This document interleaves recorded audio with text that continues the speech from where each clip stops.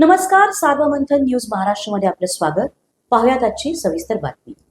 अहिल्यानगर जिल्ह्यातील राहुरी शहरात कायदा व सुव्यवस्थेचा प्रश्न पुन्हा एकदा ऐरणीवर आला असून रामनवमी मिरवणुकीनंतर 2 गटांमध्ये तुफान हाणामारी झाल्याची धक्कादायक घटना रविवारी 29 मार्च उशिरा रात्री घडली. गणेश विसर्जन मिरवणुकीत झालेल्या जुन्या वादाचे पडसाद पुन्हा उमटल्याने शहरातील वातावरण तणावपूर्ण बनले आहे.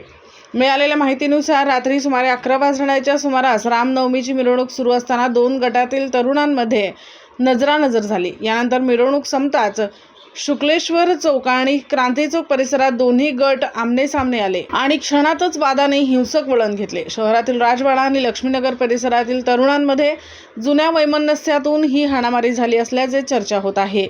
या झटापटीत दगडफेक, लाठ्या काठ्यांचा तसेच धारदार फायटरचा वापर झाल्याचे प्रत्यक्षदर्शींनी सांगितले.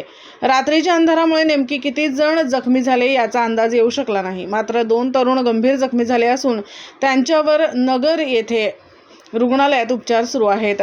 दरम्यान इतकी गंभीर घटना घडूनही राहुरीत पोलीस ठाण्यात अद्याप कोणताही गुन्हा दाखल झालेला नसल्याची माहिती पोलीस सूत्रांनी दिली आहे. त्यामुळे पोलिसांच्या कार्यपद्धतीवर प्रश्नचिन्ह उपस्थित होत असून शहरात कायद्याचा धाक उरला आहे का असा सवाल नागरिकांमध्ये उपस्थित होत आहे. सार्वमंथन न्यूज राहुरी, अहिल्यानगर.